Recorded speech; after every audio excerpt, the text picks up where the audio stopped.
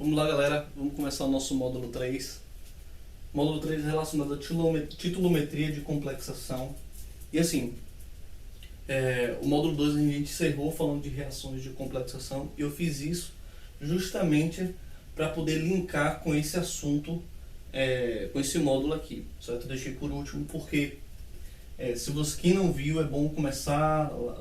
Se não entendeu reação de complexação, é bom dar uma olhadinha, voltar para a gente poder entender, porque aqui além de ter mais conceitos, aulas mais conceituais, você precisa entender bem a reação de complexação, tranquilo? Então vamos lá. Titulometria de complexação. O que são titulometrias de complexação? São titulações que envolvem reações de formações de íons complexos, ou formações de complexos, certo? E geralmente a reação é um íon metálico, tá lembrado do cobre? É um íon metálico que, do cobre não, perdão, na reação que eu dei como exemplo o cobre, o íon metálico, o ligante, que é uma base de Lewis, e esse íon metálico é um ácido de Lewis, sendo que a base, que é o ligante, ele é um doador de par de elétrons, certo? E o metal é um receptor. E aí você tem a formação de um complexo. Inclusive, a gente fez o último exercício do módulo 2. A gente aprendeu como é que forma-se os complexos. A gente tem como prever o produto formado. Tranquilo? Então, o que acontece? A gente vai falar agora também os tipos de ligantes. Certo? Vamos lá. Então, temos tipos de ligantes, certo? Temos ligantes unidentados, ligantes bidentados e polidentados. Os ligantes unidentados, eles possuem apenas um átomo capaz de efetuar ligações coordenadas. E os ligações bidentados, dois átomos capazes de fazer ligações coordenadas. Sim, como assim ligações coordenadas? Vamos relembrar? Quem é que faz ligações coordenadas? Os da família 5A, 6A, 7A, certo? Todos os elementos da família 5A, 6A e 7A. Detalhe, se você tiver só um elemento na sua molécula, então nesse caso é uma ligação, no caso é uma substância, é um tipo de ligante unidentado. Só tem um átomo capaz de fazer ligação coordenada. Se tiver dois átomos capazes, nesse caso aqui, nesse exemplo, o nitrogênio, dois nitrogênios, então somente eles, e detalhe, viu gente? Cada vérticezinho desse aqui é carbono, e carbono, por ser da família 4A, não faz ligação, não faz ligações coordenadas, só 5A, 6A e 7A, tranquilo? Então as ligações bidentadas tem dois átomos, a monodentada tem um, e as polidentadas eu vou falar agora. Vamos lá, ligantes polidentados, certo? Geralmente o que acontece?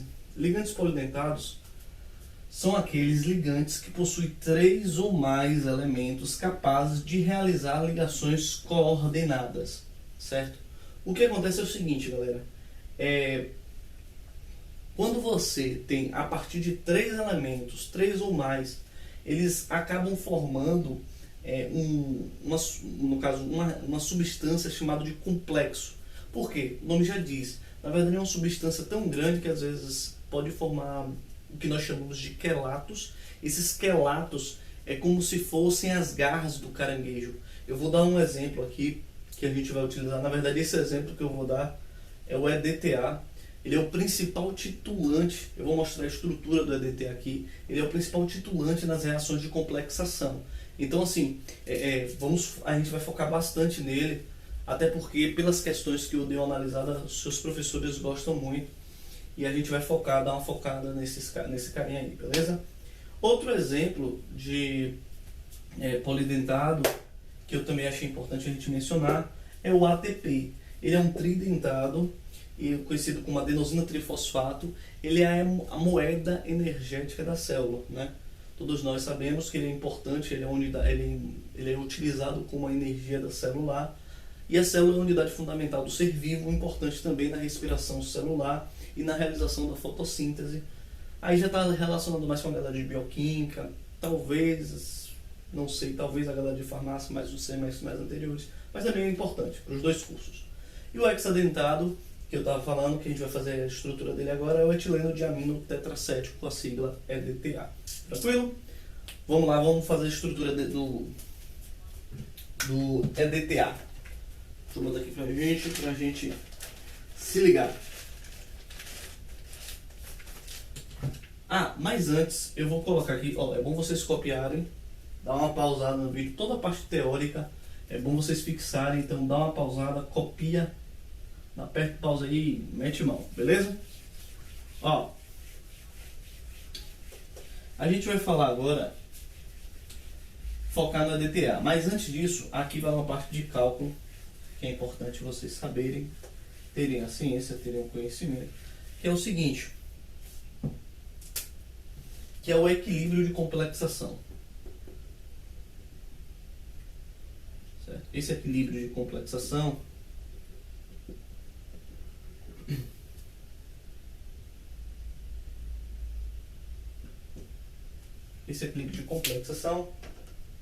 a gente, vocês estão lembrados da reação, né? Metal mais ligante formando Ml+, o metal mais ligante. Pronto. Beleza? Muito parecido com constante de produto de solubilidade, muito parecido, a fórmula é muito parecida. Gente, na verdade, toda constante que formar equilíbrio, coeficiente de solubilidade, coeficiente de equilíbrio de solubilidade, vai ser a fórmula. A fórmula K, no caso a gente chama de KF, e concentração dos produtos sobre a concentração dos reagentes. Tranquilo? Então fica ligado nesse carinha aqui. É importante a gente frisar esse cara. É uma constante de equilíbrio e pode ser que ele cobre na prova. Tranquilo? Então vamos lá. Então copia que a gente vai fazer a estrutura do EDTA. Esse aí é o ácido etileno amino tetracético, certo? O que acontece? O EDTA, aqui está a sua estrutura, como eu falei, ele é polidentado, ele tem mais de, no caso, exatamente 6 ligantes, certo? 6 ligantes, certo?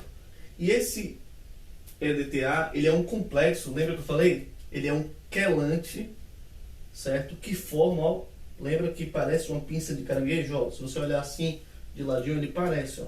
Aqui está o íon metálico e aqui parece as garras do caranguejo, ó, que eu falei para vocês. Então, por que o EDTA é tão importante? Ele é o quelante mais usado na química analítica, certo? Por que ele é o mais usado? Porque ele reage com quase todos os íons metálicos, com praticamente todos os elementos metálicos da tabela.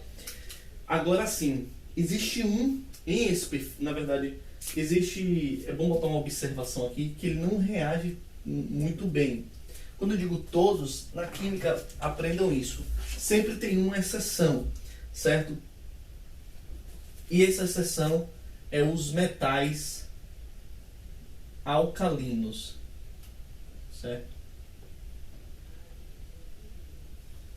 Então assim, ó, faz uma observação aqui, ó, e aí bota, os metais alcalinos são os únicos em que o EDTA, certo? Eu estou falando, você vai escrevendo. Os metais alcalinos, você bota uma observação aqui do ladinho, escreve. Os metais alcalinos são um dos poucos íons metálicos que não reagem muito bem com o EDTA. Certo? Mas esses metais alcalinos, quais são os metais alcalinos? São aqueles encontrados no grupo ou família 1A. Então você olha lá na tabela periódica, certo? Na tabelinha periódica, a primeira coluna, onde está o hidrogênio, você lá. Tirando o hidrogênio, que o hidrogênio não pertence à família 1A, ele é órfão. O que acontece? Tirando o hidrogênio, todos os metais da família 1A não reagem muito bem com o EDTA. E detalhe, galera, o EDTA ele pode ser analisado por diversas titulações. certo? Sendo que a mais utilizada, a mais orientada é a titulação direta ou algumas por sequência de reações indiretas. A gente vai ver mais na frente quais são os tipos de titulações, o que são essas titulações que a gente utiliza pro EDTA, certo? A gente vai falar de algumas em específico, em detalhe. Essa parte da reação de titulação por complexação, a gente tem muito conceito, certo?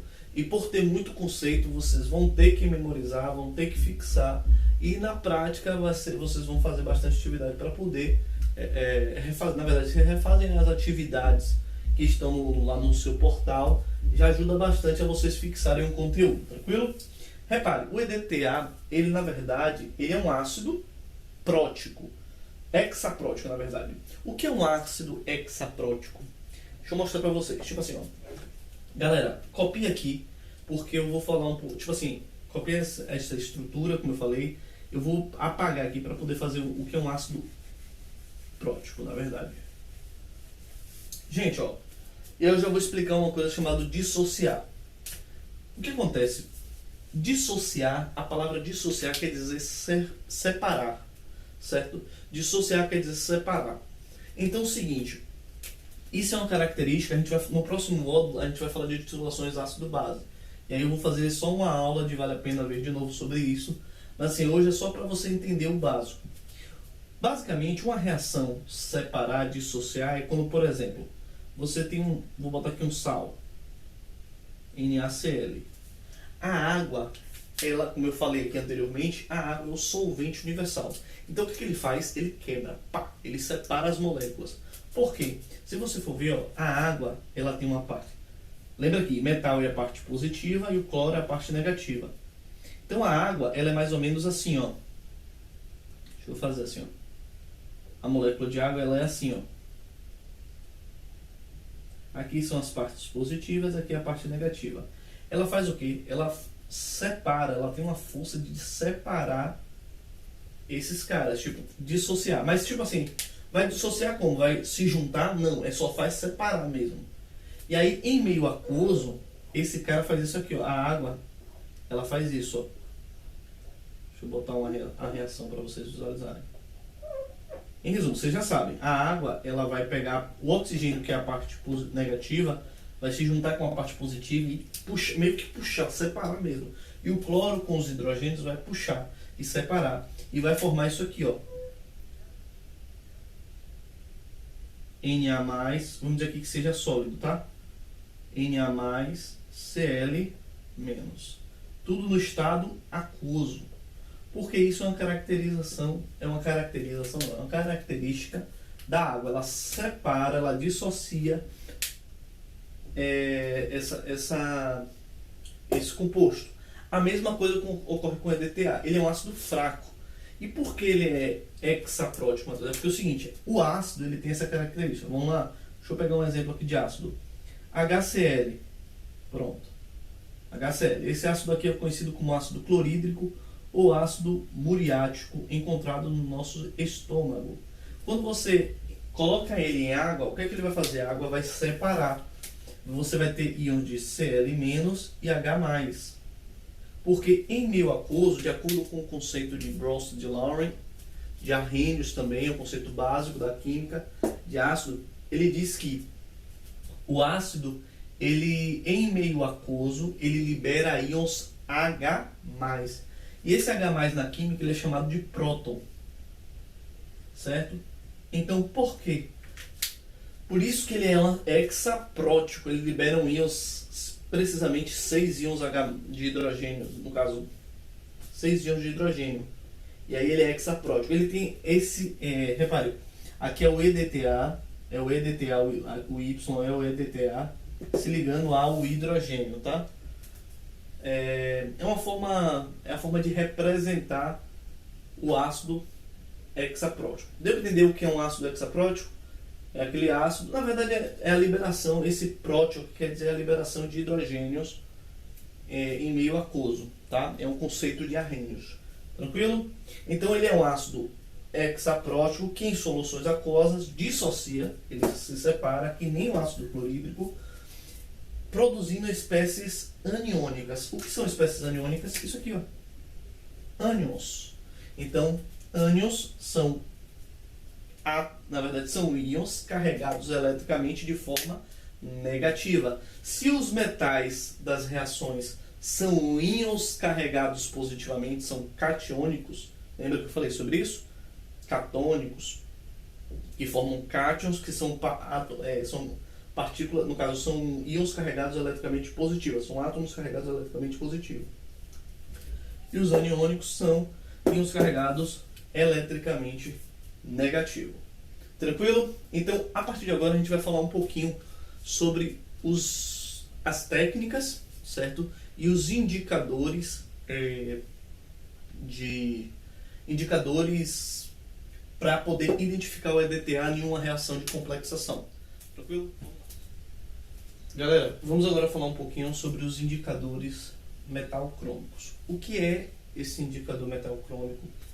Na verdade, ela é uma técnica muito comum para detectar o ponto final em que as titulações do EDTA, na verdade, o ponto final das titulações do EDTA, onde, na verdade, esses indicadores, eles, na verdade, são compostos orgânicos em que apresentam a coloração quando se liga em um determinado momento. Na verdade, esses compostos orgânicos se ligam em um determinado momento, algum momento, nessa substância do EDTA, certo? Principalmente quando associados, na verdade, aos íons metálicos. E um dos indicadores mais utilizados é o negro de ericromo T, certo? Porque ele, na verdade, é o mais utilizado.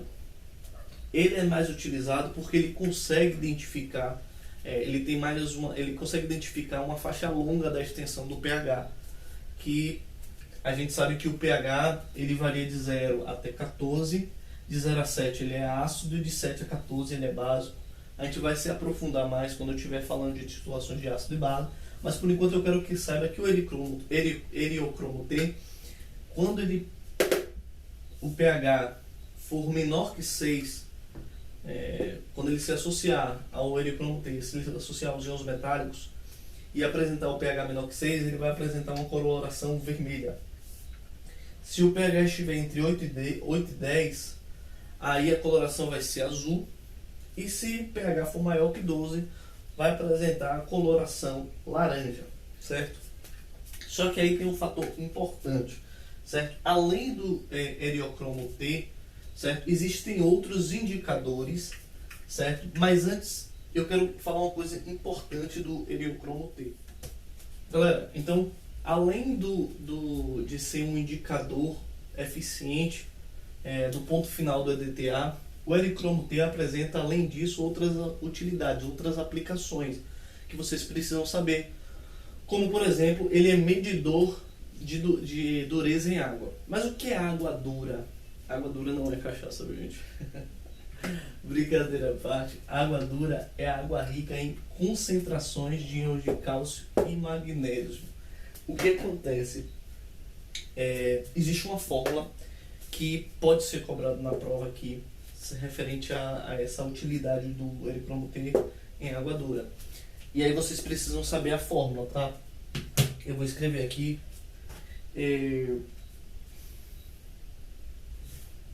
Aqui, ó.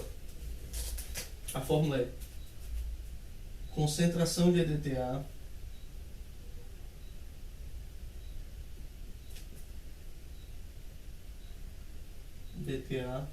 vezes o volume de água dura, não, o volume de EDTA utilizado, na verdade,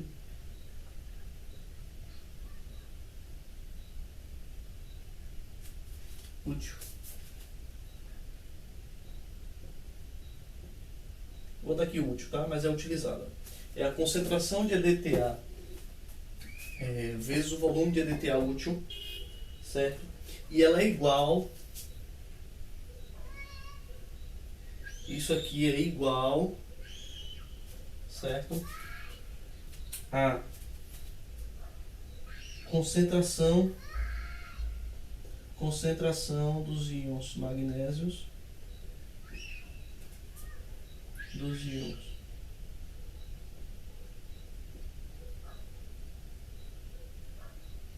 Ca mais 2 e Mg2 mais, também mais 2 mais, tanto faz, vezes o volume de água dura.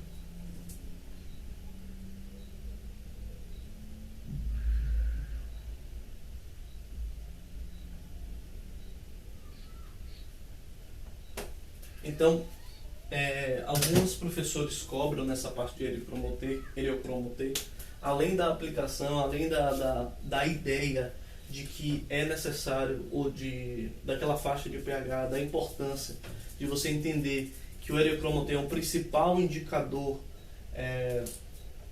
na ligação dos íons metálicos com o EDTA, certo? Vocês precisam saber isso aqui, ó, essa fórmula, que é a outra utilidade dela é a aplicação dessa fórmula para você descobrir a concentração de íons de cálcio e magnésio presente nesse volume de água, no volume de água dura. Tranquilo? Assim, gente, além disso, você possui também o Heliocromoter. Na verdade, uma outra aplicação dele é você utilizar ele é importante na questão dos metais raros, e esses na aplicação dos metais raros. Como assim? Ele também indica a quantidade, a concentração de metais raros. E o que são esses metais raros? Esses metais raros, eles são aqueles metais que estão na tabela periódica lá. Se você tem geralmente aquelas tabelas que você encontra na internet, tem lá a série dos lantanídeos. Aqueles metais ali são chamados metais raros, porque eles não, como o nome já diz, ele não é tão fácil de encontrar. E aí ele facilita no caso na descoberta desses metais raros, tranquilo? Esse a gente não utiliza, acredito que não cobra tanto, mas essa aplicação da água dura na concentração dos íons de cálcio e magnésio é bom vocês saberem, certo? Assim, além desse indicador de Heliocromoter, você tem outros, certo? Eu vou falar alguns aqui, mas assim, antes de eu falar alguns, vocês precisam ter o conhecimento que existem indicadores que não são eficientes quando relacionado ao EDTA. Repare que tudo que a gente está falando do EDTA porque ele é o principal, vamos dizer assim, complexo relacionado à química analítica, porque ele é o mais utilizado. Então a gente vai focar nele, e as próprias questões focam mais nele, tranquilo? O que acontece? Ó, você tem indicadores que não são eficientes contra ele, não são eficientes, que é o azul de brotimol, o azul de bromotimol,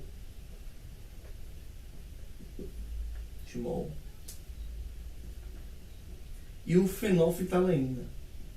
Por que eles não são tão eficientes? Repare que o eritochromo-T, ele estende uma faixa do pH. Esses caras não. Eles estão mais eficientes principalmente para ácidos fracos e bases fracas, porém com pH próximo a 7. pH próximo de 7. Então ele não é muito eficiente, justamente por causa aqui, ó, pH próximo de 7. E o fenolftaleína, ele também indica ácidos e bases. E, geralmente esses ácidos e bases são ácidos e bases inorgânicos. Como assim ácidos e bases inorgânicos? Esses ácidos e bases inorgânicos, eles são, por exemplo, em laboratórios, possivelmente como você estava dando química inorgânica, por exemplo, um limão, geralmente são compostos que, assim, o pH ou é próximo de 7, ou se for ácido ou base, relativamente, como é que eu posso dizer para vocês, próximo da neutralidade, ou levemente ácido ou levemente básico. Por exemplo, o fenolftaleína, ele é mais eficiente para pH próximo de 8, acho que é 8,2 a 9,2, alguma coisa assim, 9,8. Isso, 8,2 a 9,8. Ele é mais eficiente nessa situação. Tranquilo? Aí o que acontece? Além desses indicadores, e aí o que acontece? Esses caras não é aconselhável, não utiliza-se na verdade, não é aconselhável, não utiliza-se como indicador de EDTA. Tranquilo? Como indicador. Outros indicadores. Assim, ó. Lá no seu portal, vocês têm um vídeo, eu achei até interessante. É bom vocês darem uma olhadinha para vocês estudarem. Na dica do professor, vocês têm um vídeo de 4 a 5 minutos. Inclusive, eles falam sobre a água dura, sobre essa forma e outros indicadores, certo? Ele tem outros indicadores lá, é bom vocês gravarem alguns outros indicadores, mas eu vou falar alguns indicadores referentes especificamente esses aqui, ó.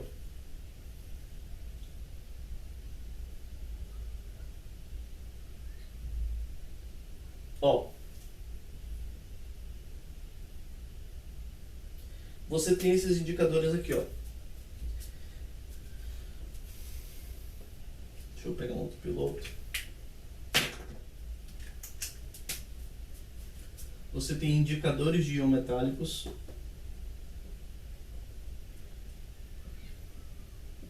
Muito eficiente também, de indicadores de íons metálicos.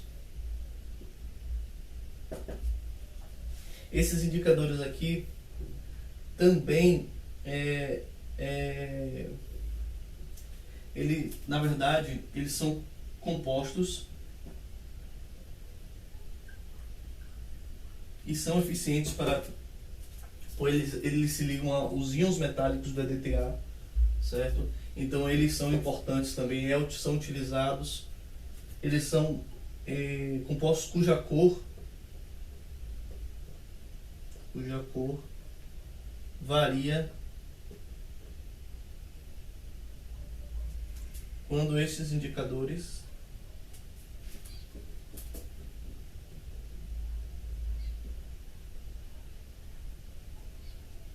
se ligam ao íon metálico.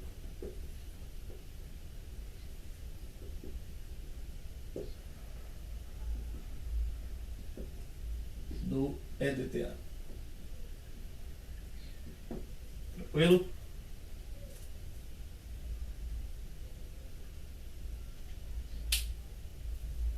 E geralmente no ponto final, tá? Do EDTA. Outro indicador bem utilizado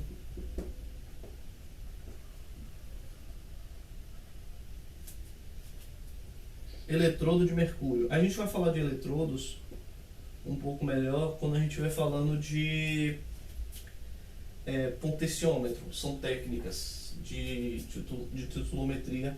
Quando a gente vai falando de potenciômetro, titulação direta, a gente já vai entrar nesse. Depois daqui a gente já entra nesse tema. O eletrodo de mercúrio.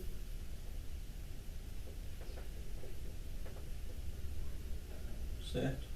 Esse eletrodo de mercúrio, ele é utilizado também bastante. Porque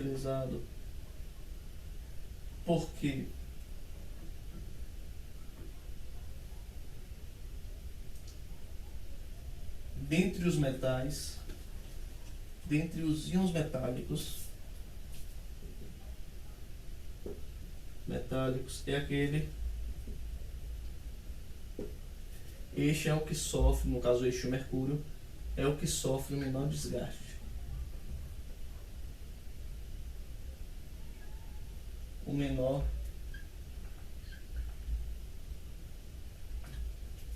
desgaste.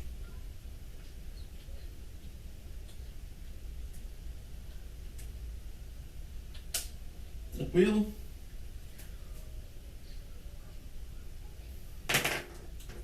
Além desse, você tem... Deixa eu pegar outra cor. Deixa eu ver se eu... Pronto. Além destes, ó, esses íons metálicos aí você tem alguns íons também que são seletivos, tá? As indicadores de íons são muito eficientes para são muito utilizados, esse também. E o último, e não menos importante, eletrodos de vidro.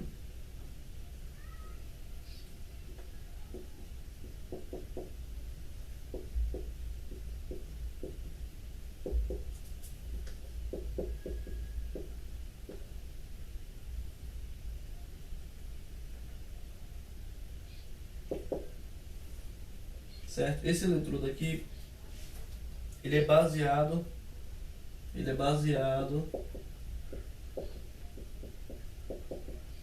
nas concentrações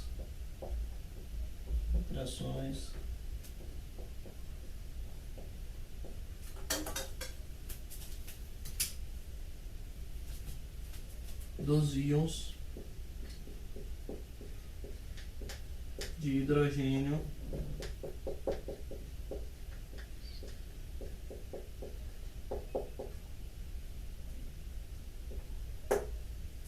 no ponto final da DTA, tá bom?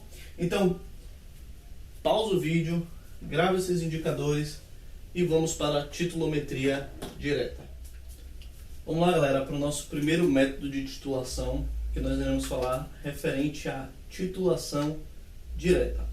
Titulação direta é o processo cujos íons metálicos eles reagem ou eles são titulados diretamente com o EDTA, certo? Sendo que assim, o ponto final do EDTA ele é visualizado com um indicador metalocrômico. Como eu falei, esse indicador metalocrômico ele é o mais utilizado, eriotocromo T, certo? Então assim, essa titulação ela é muito comum, certo? Ela é mais utilizada também porque ela titula diretamente com o EDTA. E assim, como o EDTA ele reage com quase todos os íons metálicos, a gente falou isso, exceto com os metais alcalinos, então na maioria das vezes a gente utiliza o processo de titulação direta, certo? Além disso, eu quero que vocês anotem aí o seguinte, ó, pausa o vídeo, copie isso aqui, certo?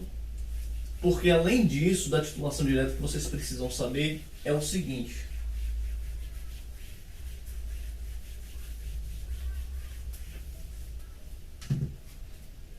É que a titulação direta, ela é utilizada também, além do EDTA, ela é utilizada também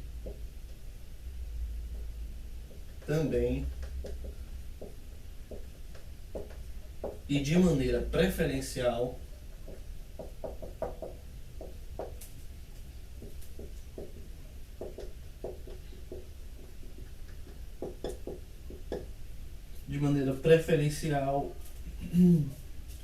quando a amostra não é solúvel em água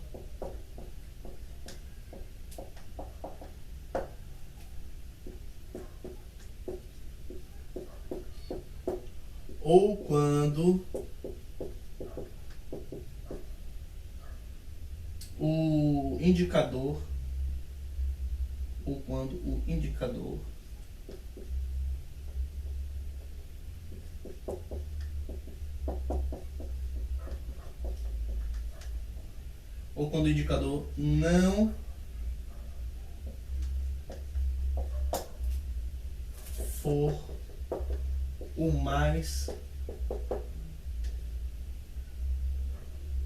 não for o mais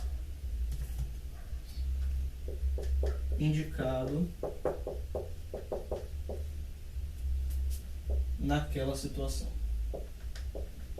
Estou escrevendo de uma forma bem mais simples para ser mais compreensível, tá bom?